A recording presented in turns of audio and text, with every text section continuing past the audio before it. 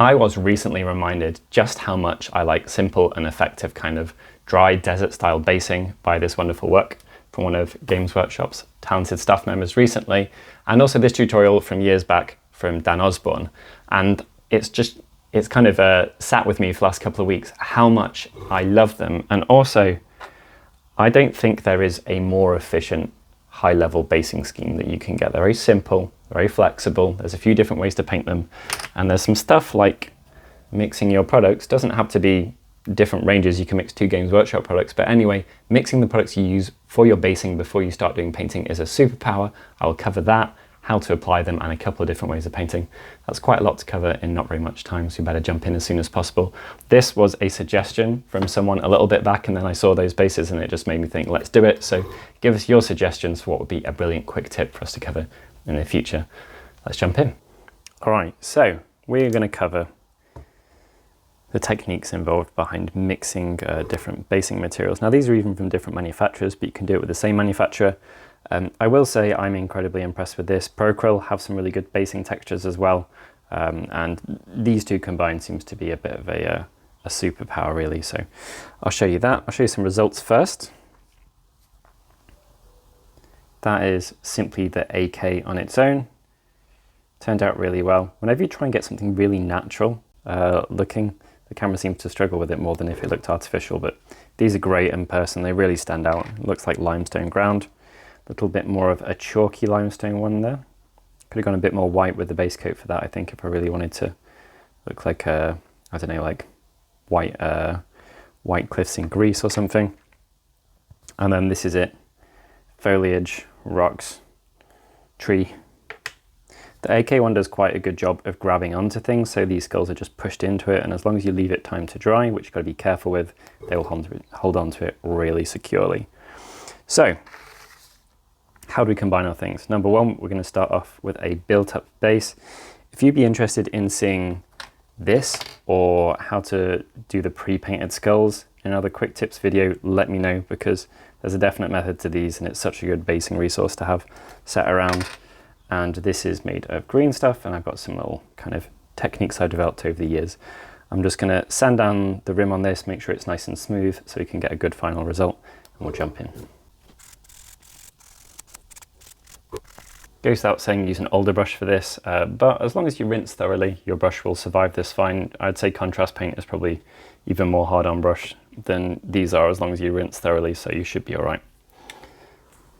AK1 first. Right. Something I'm going to maybe mention multiple times in this tutorial, and I always mention, is that you want your base to look like it's part of a larger whole. So you want to kind of ignore the rim of your base in a way. All your details need to go kind of as if they were continuing past where your base ends, and that really does make a difference. You can use a spatula to apply it if you like, but I found that the kind of tactile nature of a brush is just really helpful. First steps first, I'm going to be putting down a layer where I'm going to put the agrellan earth. Now the reason for this is that I don't want it going onto plastic, it just makes the agrellan earth go badly. You can always do 2 steps of the agrellan earth if you prefer, but this is the most efficient way I've found because this dries pretty fast. That was literally 5 seconds with a hairdryer, which is amazing. Okay, so if your crackle paint is too new and too runny, you can just sit it on some paper for a while. That will take some of the moisture out and that will help it thicken up. When it's thicker, it just tends to look better in my opinion. Your cracks will be deeper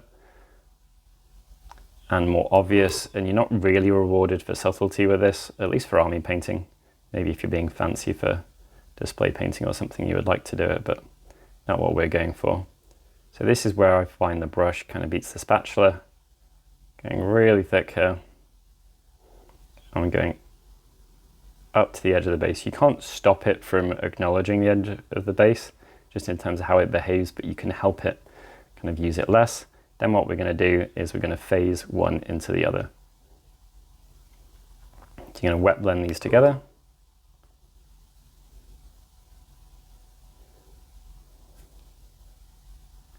And again, take it up to the very edge of the base, but do not take it down your base rims. That's really important. And then what I'm going to do is I'm going to try and make sure I've got no uniform patterns from how I've spread it represented on it, and I'll clean my brush and just use it wet to kind of push it around until I've achieved that. Brush has been cleaned, and I'm going to use my slightly wet brush to blur the lines between these two. And then I'm going to go around and I'm just going to make sure that, number one, nothing is on the base rim, and number two, stuff comes right up to that. So it's kind of pull it as far as you can get, maybe a bit too far, wipe off the excess. A clean rim is super important to the final effect of these.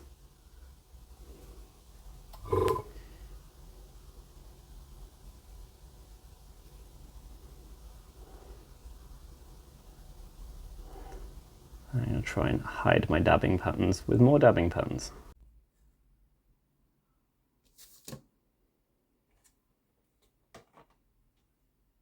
Take one of my very tasty looking skulls, and I'm going to embed it. I'm not going to put it into the agrellan because it just doesn't hold on to stuff tight, but the AK stuff really does so.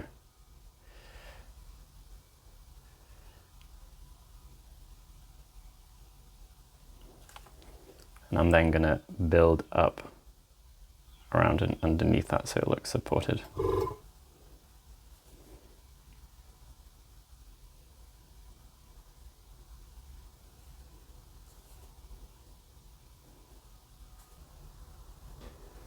All right.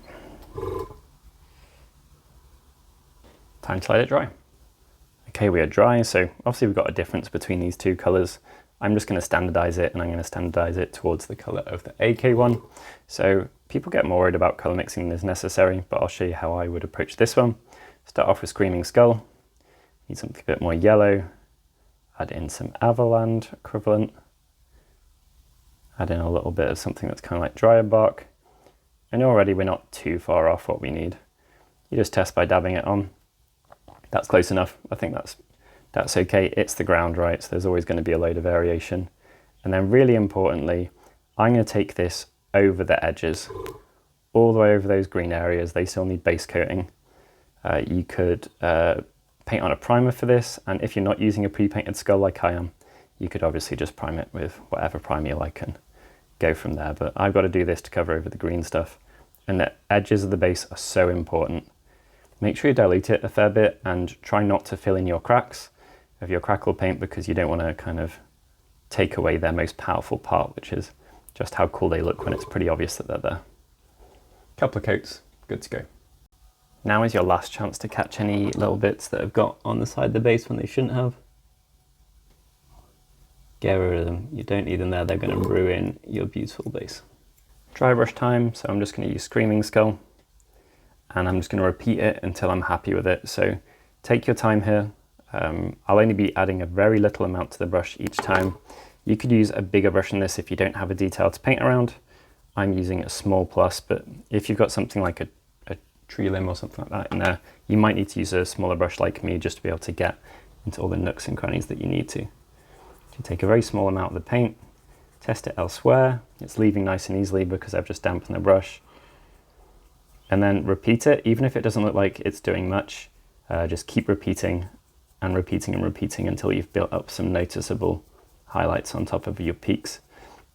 You have to hit the crackled area more readily than you do hit the sandy area, because the sandy area is really scrapey and it will just pull the paint off the brush more easily. That is hitting it far too heavily. Oh well, gently. When you're confident with a brush, if you didn't rush like I did there, then you should be able to do circles. It's already looking pretty good actually. It just looks very realistic. Super efficient. As many steps or stages as you need, just repeating.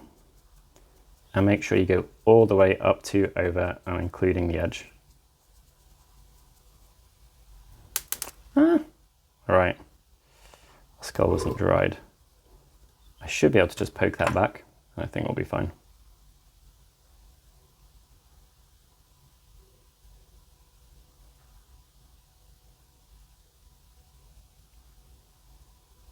I'll be careful around that. All right, most fun bit now. Using a lot of water, I'm just going to take some of my colors. I'll pop a list of Citadel colors that work well for this on the screen so you can take a screenshot. I'm going to start with a lot of water involved, adding some variety to the top of the base. If you've got details on there, what I like to do is have the colors go darker and more saturated towards things like the skull or rocks or trees. Just work really fast and you can mop up anything that is too much or too unsubtle.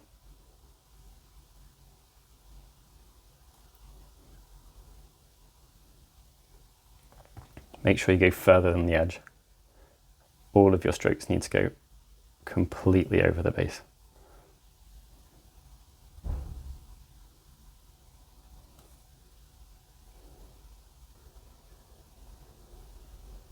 There we go. So I've just repeated and I'm going to let it dry and repeat my dry brush. Decided to be a bit brave. I'm going to take some of the muted green, mix it with our deep rich red. Just a very natural colour here. And then sparingly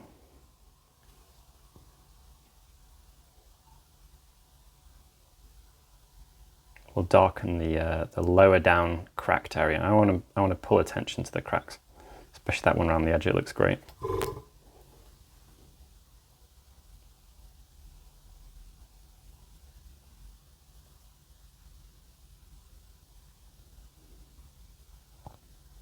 You go until you're happy, and you go as slow or as subtle as you like.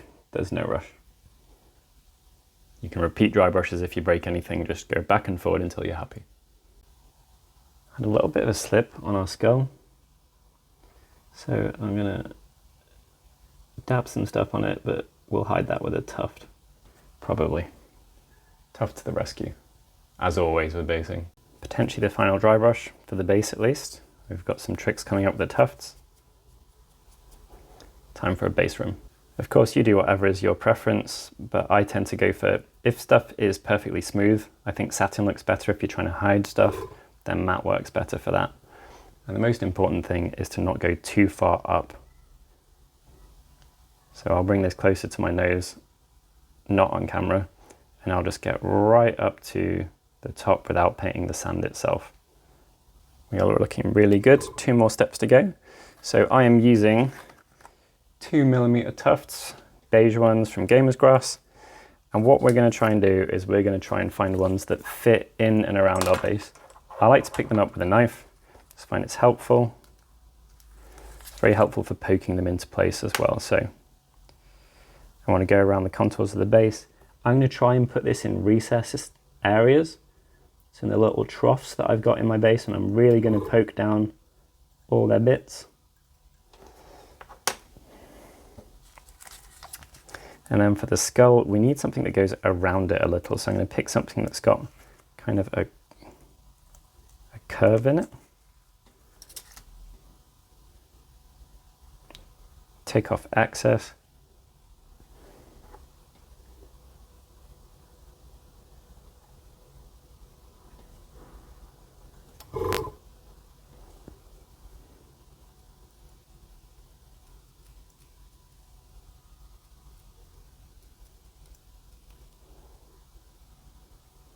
There we go. Final, very important step. You thought we were done with the dry brushing. We are almost done with the dry brushing.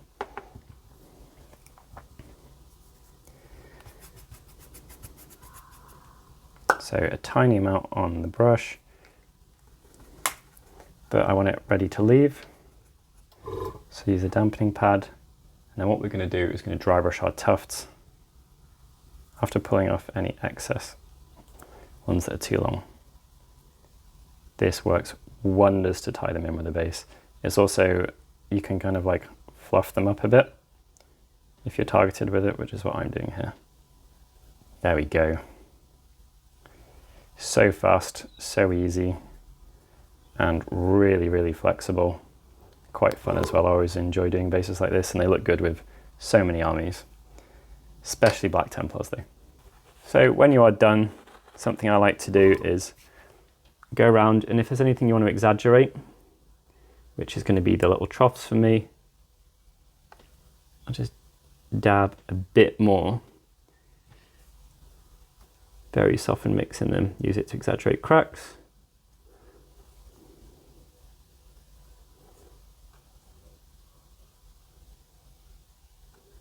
There you go. So much fun. Just the most chilled way to make very realistic looking bases very fast.